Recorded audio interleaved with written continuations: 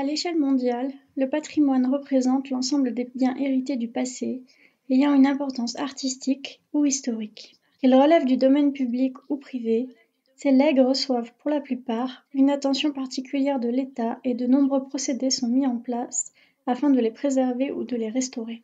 Cette patrimonialisation participe ainsi, d'une certaine manière, à l'éducation des nouvelles générations, mais aussi à l'entretien d'une forme de mémoire collective. Cependant, certains héritages se révèlent plus lourds à porter que d'autres. Les personnages sombres de l'histoire, les idéologies meurtrières, les guerres ou encore les génocides sont des thématiques publiques sensibles et la patrimonialisation de l'héritage matériel qui leur est associé l'est tout autant. Entre le devoir de mémoire aux victimes et le souvenir embarrassant des événements, le sort de tels lieux est souvent à l'origine de nombreuses controverses. C'est le cas d'une grande partie des sites associés au national-socialisme et à la Seconde Guerre mondiale. Quel peut être le rapport des pays aux événements de leurs années sombres après avoir été marqués par le nazisme et la collaboration aux crimes de la Seconde Guerre mondiale? De quelle manière appréhendent-ils l'héritage et le patrimoine laissés par la politique aryenne d'Hitler? Et enfin, comment assurent-ils l'instruction des nouvelles générations et entretiennent-ils le devoir de mémoire? Afin de commémorer le souvenir des victimes, mais aussi permettre aux jeunes générations de découvrir et comprendre l'histoire de leur pays, de nombreux lieux ont été créés ou réaménagés. Camps de travail, de transit, puis d'exécution pour résistants, Natzweiler Struthof totalise au moment de sa libération par les Alliés en 1944 52 000 prisonniers et 22 000 morts. Cela en fait l'un des plus meurtriers du système concentrationnaire nazi. À la fin de la guerre, le camp sert de centre provisoire de détention. En 1949, le site est confié au ministère des Anciens combattants et victimes de guerre, avant d'être classé monument historique l'année suivante. 4 ans plus tard, les baraques en mauvais état sont détruites. Seule la première, ainsi que celle des cuisines, du four crématoire et du bloc cellulaire sont conservées. Il faut cependant attendre 1960 qu'un mémorial national en mémoire des martyrs et héros de la déportation soit inauguré au camp par Charles de Gaulle. 5 années de plus sont nécessaires pour aménager un musée dédié à la déportation à l'intérieur de la première baraque. Cependant, ce dernier est entièrement détruit par un incendie criminel en 1976. Il est reconstruit à l'identique et à l'occasion du 60e anniversaire de la libération du camp, Jacques Chirac y inaugure le Centre européen du résistant déporté. Principal quartier général d'Hitler pendant la guerre, l'ensemble de blocos et maisons qui constituaient la Wolfschanze en Pologne est construit en 1941 pour l'opération Barbarossa. C'est ici qu'a lieu, le 20 juillet 1944, un attentat à la bombe visant le dictateur. Cependant, l'engin explosif déposé et dissimulé par le colonel Klaus von Stauffenberg ne tue que 3 officiers et un sténographe. Hitler, lui, n'est que légèrement blessé, mais les dommages subis par la salle de conférence sont relativement importants. En 1945, face à l'avancée des soviétiques, les soldats allemands détruisent et abandonnent le complexe, dont leurs ennemis prennent possession 2 jours plus tard. Il faut cependant attendre 10 ans avant que le site ne soit complètement déminé. Une plaque commémorative à la mémoire des auteurs de l'attentat manqué n'est cependant érigée qu'en 1992. Sur cette dernière, on peut lire le même message en allemand et en polonais. Ici se tenait la baraque dans laquelle, le 20 juillet 1944, Klaus Schenk Graf von Stauffenberg entreprit un attentat contre Adolf Hitler. Et beaucoup d'autres qui se sont soulevés contre la dictature du national-socialisme l'ont payé de leur vie. En grande partie détruit, le complexe n'a subi aucune rénovation ou modification depuis son dynamitage par les nazis et la nature y a depuis en grande partie repris ses droits. Ce mélange si particulier de béton et de verdure et le silence qui y règne sont certainement les raisons qui en font l'un des lieux liés à la Seconde Guerre mondiale les plus visités, avec le camp d'Auschwitz, également situé en Pologne. Si la construction de musées et de mémoriaux pour le souvenir et la connaissance du passé font généralement l'unanimité, le sort de bâtiments liés à certaines entreprises et personnages de l'histoire nazie est parfois, lui, beaucoup plus controversé. Au lieu de la proclamation de l'Anschluss, ce balcon spécialement construit pour l'événement sur le fronton de la mairie de Vienne a, lui aussi, fait l'objet de plusieurs controverses. Si les plaques de bronze représentant des discours du maire et d'Hitler qui l'accompagnaient ont été retirées dès 1945, le balcon est, quant à lui, resté en place, bien que fermé au public. En 1992, la zone a exceptionnellement été ouverte pour le discours d'Elie Wiesel, prix Nobel de la paix et survivant de la Shoah. Lors de son apparition, lui-même déclarera « Le balcon n'est rien, c'est un symbole, rien de plus. La purification, le changement, ne peut pas venir du balcon, il doit venir d'en bas. » Le balcon restera pourtant fermé les années suivant son intervention.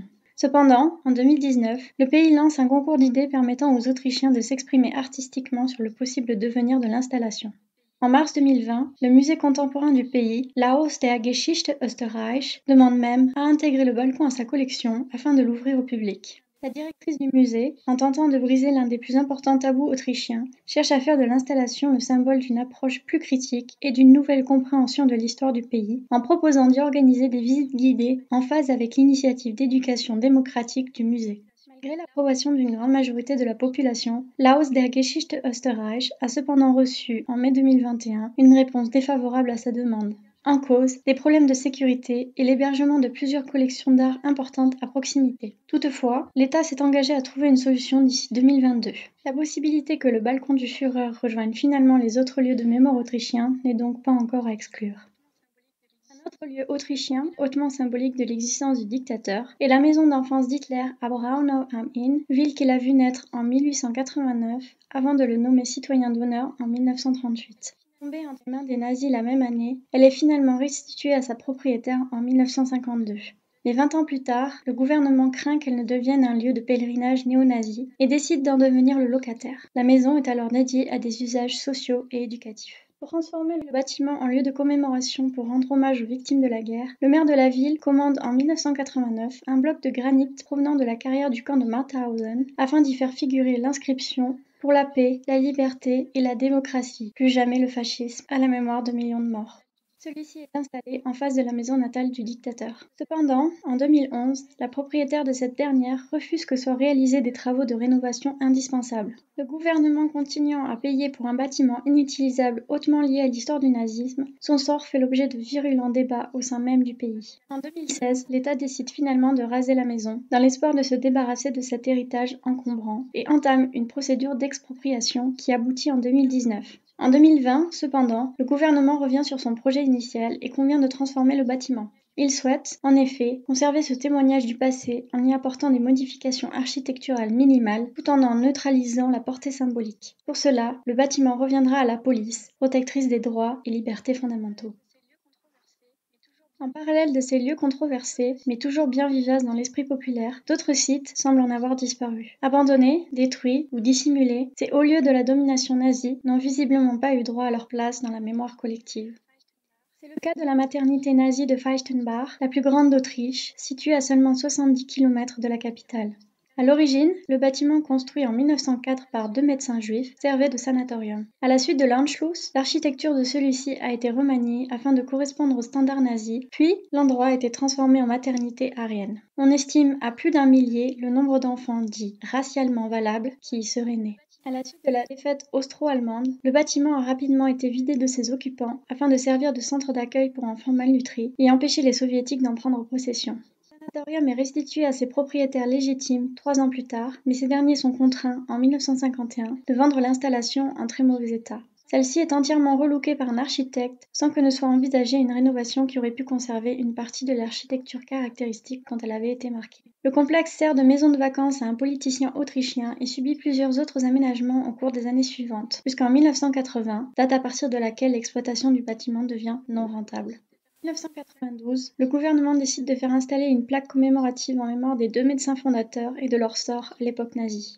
Cependant, aucune mention n'est faite du rôle prépondérant du sanatorium dans la politique d'aryanisation nazie. Le bâtiment a, par la suite, servi quelques années de centre de convalescence avant d'être abandonné. S'il tombe aujourd'hui en ruine, l'Institut Ludwig Boltzmann a cependant lancé un appel à témoins en 2020 afin de recueillir photos, vidéos, documents et témoignages de personnes y ayant vécu ou travaillé afin de faire la lumière sur la réalité de l'organisation et de la vie dans ce type de maternité. Ainsi, si aucun effort ne semble être fait pour conserver ce témoignage du passé en sa qualité de bâtiment, il existe tout de même une volonté d'éclaircir les événements qui s'y sont produits et de tenter de répondre aux questions des milliers d'enfants qui y sont nés, longtemps restés sans réponse. Ce complexe de souterrains implanté au cœur de la capitale allemande en 1943 et où Hitler a lui-même mis fin à ses jours 2 ans plus tard est l'un des bunkers les plus célèbres de l'histoire, bien qu'il n'en reste aujourd'hui que peu de traces. Les soviétiques s'attellent, en effet, à démolir l'ensemble de l'édifice dès 1945. Le Führerbunker, conçu pour résister aux bombardements alliés, n'est qu'en partie inondé. On tente par la suite de le dynamiter en 1947, mais seuls les murs de séparation et les parties apparentes sont touchés. 12 ans plus tard, la RDA essaye à nouveau, mais sans succès. Le bunker et ses ruines sont, par la suite, laissés à l'abandon jusqu'à la réunification de l'Allemagne. De nouvelles sections du souterrain sont alors découvertes entre 1988 et 1990, mais sont rapidement comblées ou réenfouies.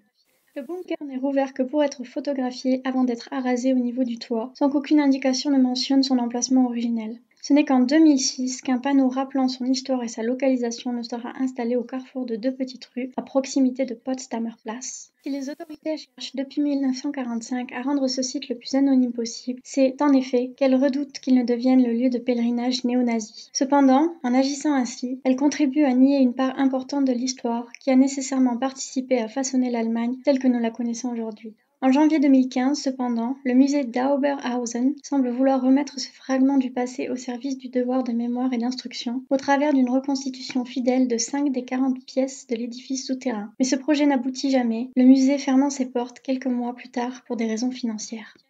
Les pays touchés par le nazisme entretiennent pour la plupart des rapports difficiles avec les événements des années 30 et 40. Au traumatisme de la guerre, de l'occupation et parfois même de la défaite, les citoyens et le gouvernement ne sont pas toujours prêts, au lendemain de l'armistice, à ajouter ceux du nazisme et de la collaboration. Face à des sites investis ou édifiés par des nationaux-socialistes sur leur propre territoire, les pays prennent majoritairement des dispositions similaires. Cependant, tous ces lieux ne rappellent pas les mêmes souvenirs, n'évoquent pas les mêmes symboles. Si le rapport au passé et le devoir de mémoire se doivent d'être guidés par l'impartialité et l'objectivité, il semble en conclusion qu'ils soient intrinsèquement liés au rapport que nous entretenons avec notre histoire.